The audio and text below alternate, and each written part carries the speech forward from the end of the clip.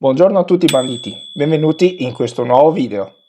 Nello scorso video ci eravamo lasciati con due domande, se ve lo ricordate, e se non ve lo ricordate vi invito ad andare a vedere le 3 scorse puntate della serie di Traverso, che vi lascio qui sotto in descrizione. Comunque sia, la prima domanda era: quali erano le categorie che componevano una gara di supermotard? E la seconda domanda era: chi è stato il maggior pilota italiano ad essere premiato in questa disciplina? Per iniziare devo fare una piccola precisazione. Ho deciso, visto la lunghezza che si è venuta a creare durante questo episodio, che in questo video parleremo soltanto delle categorie delle varie classi del supermotard dal 2000 ad oggi e che invece parleremo dei piloti che hanno portato a casa più titoli nazionali nel prossimo video. Scusatemi per l'inconveniente, ma non volevo creare un video troppo pesante e non volevo mischiare troppe cose assieme creando poi troppa confusione. Partiamo quindi con l'analizzare le categorie che hanno dato vita al mondo del supermotard, che sono Open, Sport e Prestige. Ma tutto ciò lo facciamo appena dopo la sigla.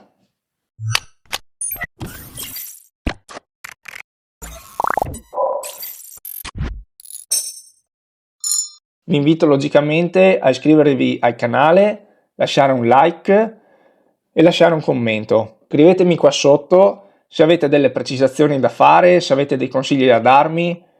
Tutti i commenti sono sempre ben accetti. Partiamo ora con la categoria Open, categoria da dove tutto è iniziato. A partire nei primi anni 2000, con l'avvento del campionato del mondo Supermoto FIM, le competizioni erano inizialmente organizzate in una categoria unica, chiamata appunto categoria Open. Nel primo biennio degli anni 2000, il primo campionato del mondo si disputò con un'unica classe che ammetteva moto con motori 4 tempi fino a 750 cc di cilindrata e moto con motori a 2 tempi fino a 500 cc di cilindrata. La categoria vedeva la partecipazione delle moto più potenti dell'epoca, guidate da piloti come Thierry Van de Bosch e Eddie Seal. La formula di gara ricalcava quella utilizzata nelle competizioni di Supercross, ovvero ad ogni gara i piloti venivano divisi in 2 gruppi divisi a sorteggio. Questi 2 gruppi disputavano una gara, i quali i primi classificati di ogni categoria, delle 2 categorie, accedevano al main event, ovvero la superfinale, mentre il resto dei piloti accedevano alla last chance, ovvero il ripescaggio. Quindi disputavano un'altra gara e i primi classificati della last chance accedevano alla superfinale, mentre gli altri venivano eliminati. La superfinale quindi vedeva correre i primi classificati delle 2 competizioni iniziali e i primi classificati della last chance, ovvero il ripescaggio. La superfinale alla fine segnava dei punti in base alla classifica finale di arrivo. Nel 2002, nel campionato mondiale Supermotard, fu Thierry Van de Bosch ad aggiudicarsi il titolo campione del mondo su KTM, quale KTM vinse anche il titolo costruttori, campionato che si svolse su ben 7 Gran Premi. Nel 2003, nella seconda edizione del campionato mondiale Supermotard e anche l'ultima della categoria Open, ad aggiudicarsi il titolo fu proprio Eddie Seal a bordo dell'Husqvarna che quell'anno vinse anche il titolo costruttori. Campionato svoltosi su ben 13 tappe, ovvero la più lunga stagione che il mondiale Supermoto abbia mai visto. 13 Gran Premi. Una cosa assurda. In sintesi, all'inizio la tendenza era verso una categoria Open a cilindrata libera barra alta, chiamiamola così, per poi passare nel 2004 ad un sistema a 2 classi, che divenne poi lo standard internazionale per diversi anni. Ora vediamo insieme quali erano le altre 2 classi che andavano a formare un campionato mondiale di supermotard. Ed iniziamo con la categoria Sport. Questa categoria ha avuto diverse evoluzioni dal 2004 ad oggi, sia a livello mondiale che europeo. principalmente legate alla cilindrata e al tipo di competizione.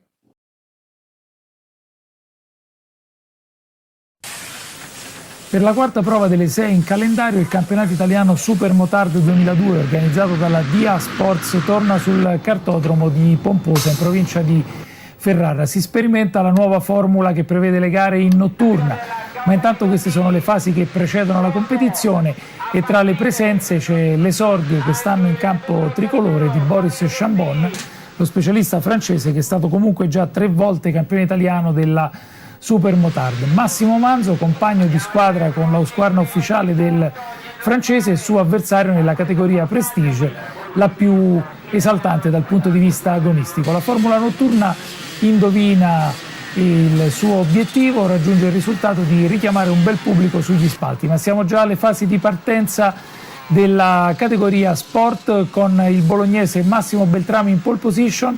A fianco a lui l'astigiano Enzo Ermondi, sono i 2 protagonisti di questo campionato, e poi 2 piloti che si mettono sempre in evidenza, con il 15 Fabio Balducci e con il numero 16 abbiamo visto Massimo Zanzi. Ecco Ermondi che ha predisposto la forcella per la partenza ed ecco il via. Alla prima curva a destra il più veloce è proprio il pilota della Yamaha del team Rigomoto che guida il gruppo, e una S abbastanza stretta, una serie di tornanti che porta verso il tratto di sterrato. Tutti i piloti cercano di trovare la migliore posizione, abbiamo riconosciuto anche il francese Girard e Attilio Pignotti. Siamo nel tratto di sterrato, entra in testa l'astigiano Ermondi, poi tutto il gruppo con i migliori già sistemati nelle prime posizioni, ma in questo tornante Ermondi perde il controllo dell'avantreno della sua Yamaha YZ400 4 tempi, cade e quindi perde anche la prima posizione. Rivediamo queste fasi di partenza con Ermondi che affronta in testa la prima curva, Balducci con il numero 15 la Suzuki trova un bello spazio all'interno che gli consente di installarsi subito nelle prime posizioni, poi Ermondi perde la testa della corsa ed eccoci alle prime posizioni. Riconosciamo anche Costa con il numero 3 ed il giovane Gozzini con il numero 81 che gli insella la Suzuki. Dunque le prime 3 posizioni con Massimo Beltrami che già conduce il gruppo nella classe sport, quarta prova del campionato italiano Supermotard. Beltrami è già in testa alla classifica davanti a Ermondi e Balducci. La terza prova disputata a Jesolo ha visto Ermondi perdere un po' di terreno rispetto a Beltrami, mentre si è già messo in buona evidenza Balducci, che peraltro proprio a Pomposa è stato già vincitore di una manche. Questa classe è nata per fare da supporto alla classe madre, ovvero la classe Prestige, che andremo a vedere soltanto dopo. E le cilindrate della categoria Sport erano le seguenti: motori a 4 tempi da 290 a 450 cc e motori a 2 tempi fino a 250 cc. Logicamente, rispetto alla categoria Prestige, questa classe era caratterizzata da moto più leggere, agili e con potenze leggermente inferiori. Richiedevano quindi uno stile di guida estremamente fluido e preciso. Uno dei piloti vincenti del titolo nella categoria Sport fu Boris Chambon nel 2005 sul KTM. Anche gli italiani ottennero dei buoni risultati in questa categoria, con piloti come Attilio Pignotti e Davide Gozzini, protagonisti nelle gare e nella classifica generale. Questa classe, alla fine della stagione 2009, venne accorpata sotto la volontà della FIM in un'unica classe mondiale, l'attuale S1 GP, per concentrare l'interesse mediatico dei top rider in un'unica competizione di vertice.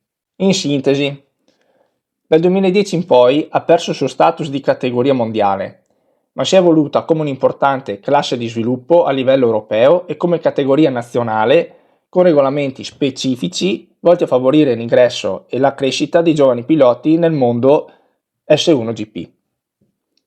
Ora vediamo assieme la categoria Prestige. Dal 2004 al 2009 la classe regina si chiamava spesso Internazionale Top Class o semplicemente S1.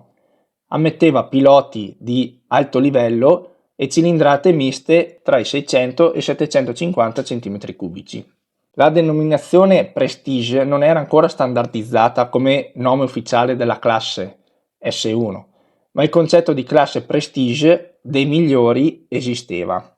Dal 2009 al 2010, infatti, con la riorganizzazione dei campionati e l'eliminazione delle due classi mondiali S1 e S2 a favore della S1 GP, quindi una classe unica, il campionato italiano ha standardizzato e consolidato la classe di punta sotto il nome di Prestige o Pro Prestige. Infatti la classe Prestige italiana si è allineata al regolamento mondiale, ammettendo principalmente moto a 4 tempi con cilindrata fino a 450 cc. Questo poi è diventato lo standard de facto per le competizioni di vertice. I piloti ammessi alla classe Prestige sono i piloti con un ranking elevatissimo, come i top rider e i piloti con licenza internazionale. Per concludere, la categoria Prestige o S1 GP è la classe regina del campionato italiano Supermoto FIM. Nel contesto agonistico nazionale rappresenta il massimo livello competitivo del campionato italiano Supermoto, al quale vengono assegnati i titoli nazionali ai piloti più forti del panorama internazionale, e diventa così l'unica classe mondiale del Supermotard, consolidando il formato 450 cc e mettendo in luce alcuni tra i più grandi talenti della storia di questo sport. A livello nazionale però adesso troviamo anche delle altre categorie che sono venute a dare del valore aggiuntivo alle classi del Supermotard, e queste classi sono la S1 Pro, la S1 Fast, AMA, S4, S3 e la categoria Lady. Ed ora andremo ad analizzarle una ad una. La S1 Pro è inutile dirvelo, ma sono i piloti dell'S1, i piloti professionisti e i top rider italiani e internazionali che competono per il titolo assoluto. Gli S1 Fast è la categoria appena più bassa della S1 Pro. Non è che vadano piano, intendiamoci, ma sono coloro che hanno una buona esperienza ma che non hanno raggiunto i vertici della classifica assoluta. Poi ci sono gli AMA, ovvero come sottoscritto, sono quei piloti non professionisti, amatori appunto, o che si avvicinano per la prima volta al mondo delle competizioni. Poi c'è la categoria S3, categoria giovanili, categoria dove il nome già spiega tutto. Sono i primi giovani che si avvicinano al mondo dello sport e delle competizioni, e la stessa categoria si divide in SM Young e SM Junior. Poi troviamo la categoria Lady, anche qua il nome dice già tutto, categoria dedicata specificamente alle pilote donne. Infine troviamo la categoria S4, categoria nella quale si compete nel solo asfalto, escludendo quindi lo sterrato.